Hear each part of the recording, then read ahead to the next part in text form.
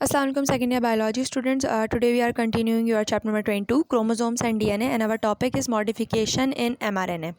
अच्छा, अगर हम बात करें व्हाट इज़ मॉडिफिकेशन, तो बेसिकली मॉडिफिकेशन जो है वो इंट्रॉन्स को रिमूव करने का एक प्रोसेस है। सही है। इंट्रॉन्स जो है हमारे पास क्या कहलाते हैं, नॉन कोडिंग रीजन होते हैं। ठीक है, जिनके अंदर कोई कोडिंग मौजूद नहीं होती वो जो है इंट्रॉन होता है। तो मॉडिफाइड जो है वो प्रोसेस है जिसके अंदर हम इंट्रॉन्स को रिमूव करते हैं और एक मॉडिफाइड mRNA मॉलिक्यूल जो है वो प्रोड्यूस कराते हैं जिसके अंदर सिर्फ और सिर्फ एक्सॉन्स मौजूद होते हैं, यानी कि सिर्फ और सिर्फ कोडिंग रीजन मौजूद होता है। इंट्रॉन्स जो है वो नॉन कोडिंग होते हैं और एक्सॉन जो होते हैं वो कोडिंग रीजन्स होते हैं। तो बेसिकली ट्रांसलेशन से पहले mRNA की कुछ मॉडिफिकेशन होती है, करवाई जाती है। अब ये किस तरह होती है, so let's see this. The mRNA before translation is modified in eukaryotes for next stage, यानी कि mRNA जो है वो ट्रांसलेशन से पहले मॉडिफाई किया जाता है यूकैरियोटिक सेल के अंदर। ठीक है, ताकि नेक्स्ट स्टेज के लिए जो है वो तैयार हो जाए, आई ट्रांसलेशन। ठीक है। अच्छा, इन प्रोकैरियोटिक सेल के अंदर क्या होता है, ट्रांसक्रिप्शन और ट्रांसलेशन दोनों जो है वो कहाँ हो रही होती हैं, साइटोप्लाज्म के अंदर हो रही होती हैं। इसलिए उनको किसी किस्म की मॉडिफिकेशन की ज़रूरत नहीं होती। प्रोकैरियोट्स को सिर्फ और सिर्फ यूकैरियोटिक सेल के अंदर ही मॉडिफिकेशन होती है। अच्छा, the genome of eukaryotic DNA, यानी कि जो यूकैरियोटिक का डीएनए होगा उसकी जीनोम सीक्वेंस के अंदर कोडिंग और नॉन कोडिंग रीजन दोनों मौजूद होते हैं, यानी कि एक्सॉन्स और इंट्रॉन्स दोनों होते हैं। जो कोडिंग रीजन होता है उसको हम एक्सॉन्स बोलते हैं, नॉन कोडिंग रीजन को हम इंट्रॉन्स बोलते हैं। ठीक है। ड्यूरिंग ट्रांसक्रिप्शन दोनों एक्सॉन और इंट्रॉन रीजन जो है वो ट्रांसक्राइब्ड किए जाते हैं, यानी कि उनकी जो इन्फॉर्मेशन है उसको जो है वो कॉपी किया जा रहा होता है। बट बिफोर ट्रांसलेशन, लेकिन ट्रांसलेशन से पहले the transcription of intron region are spliced out.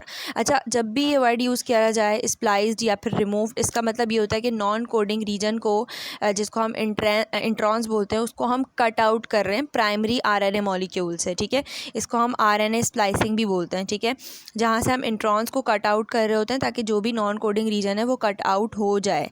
ठीक है, न्यू mRNA कंटेन, जो भी न्यू mRNA बनेगा उसके अंदर एक्सॉन्स मौजूद होंगे और एक्सॉन्स की ही ट्रांसक्रिप्शन मौजूद होगी। ठीक है, एक्सॉन रीजन होगा सिर्फ। अच्छा, साथ साथ ये बताया हुआ है कि इंट्रॉन्स को रिमूव करना और लॉन्ग प्राइमरी mRNA से शॉर्ट सेकेंडरी mRNA में कन्वर्ट हो जाना इंट्रॉन के बगैर, उसको हम क्या क्या बोलते हैं, इस प्रोसेस को RNA स्प्लाइसिंग बोलते हैं। अच्छा, it require only a small nuclear ribonucleoprotein, यानी कि ये किसकी वजह से ये जो है वो कट आउट हो रहा है, आरएनए स्प्लाइसिंग हो रही है, ये जो है वो एक न्यूक्लियर राइबोन्यूक्लियोप्रोटीन के ज़रिए होता है।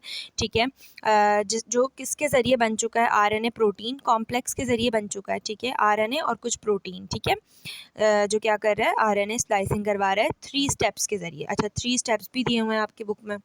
अच्छा, let's see step number 1। Step number 1 में क्या होता है कि राइबोन्यूक्लियोप्रोटीन का एक ग्रुप जो है वो किससे बाइंड हो जाता है, इंट्रॉन से। जो भी प्राइमरी mRNA होगा वो अब सेकेंडरी में चेंज होने वाला है।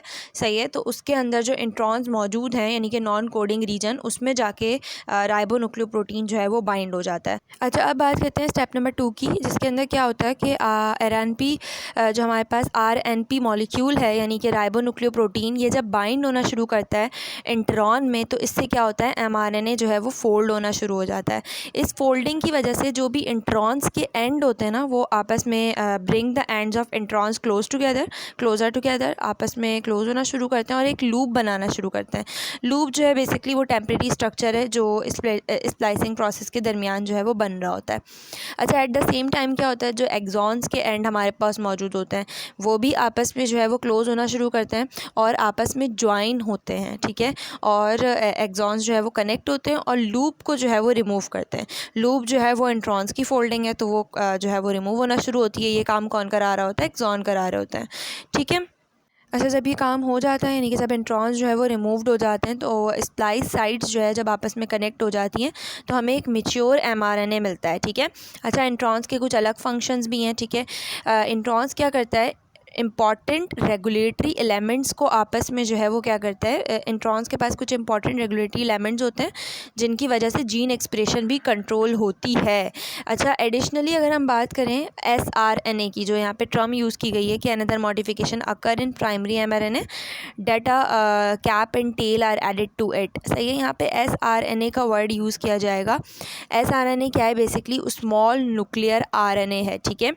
अच्छा, इसके अंदर एक प्राइमरी mRNA जो है वो ट्रांसक्राइब्ड हो रहा है और फिर वो मॉडिफिकेशन हो रही है, ठीक है। मॉडिफिकेशन क्यों होती है? ताकि जो भी RNA बने वो प्रोटेक्ट रहे और स्टेबिलिटी जो है वो इंश्योर हो। मॉडिफिकेशन से क्या होगा, एक कैप एंड टेल जो है वो ऐड होगी, सही है। अच्छा, अब अगर हम बात करें कि कैप और टेल क्या है, तो कैप बेसिकली 7 मिथाइल GTP का एक स्ट्रक्चर है, ठीक है, जो फर्स्ट न्यूक्लियोटाइड से लिंक करता है, ठीक है, और कहाँ तक लिंक करता है, 5 एंड, ठीक है। mRNA का जो 5 एंड है वहाँ तक लिंक कर रहा होता है, ठीक है। ये mRNA को डीग्रेडेशन से भी बचाता है।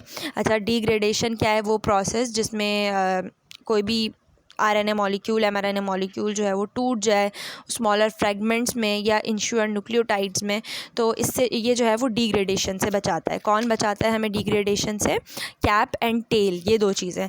अच्छा, ऑन द अदर हैंड अगर हम बात करें mRNA के एंड की, ठीक है, तो यहाँ पे at the 3 end of the chain of adenine, यानी कि एट द 3 एंड जो mRNA का 3 एंड है वहाँ पे एक चेन मौजूद होती है एडेनिन न्यूक्लियोटाइड की, जिसको हम पॉली बोलते हैं, ठीक है।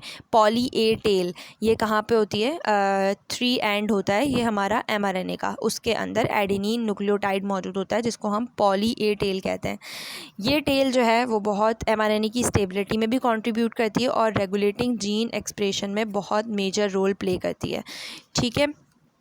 These changes protect secondary mRNA from degrading enzyme like nuclease and phosphate। अच्छा, सबसे पहले तो ये दो एंजाइम जो होते हैं nuclease and phosphate, ये क्या करते हैं? ये mRNA को स्प्लाइस आउट करने में भी मदद करते हैं, ठीक है, और अटैक भी करते हैं, ठीक है। mRNA मॉलिक्यूल को ब्रेक भी करते हैं, अटैक भी करते हैं। तो हमारे पास जो कैप और टेल होते हैं ना, ये दोनों बिल्कुल शील्ड की तरह काम कर रहे होते हैं और जो भी प्राइमरी से सेकेंडरी mRNA बना होता है ना, उसको degrading enzyme like nucleus and phosphate से प्रोटेक्ट कर रहे होते हैं।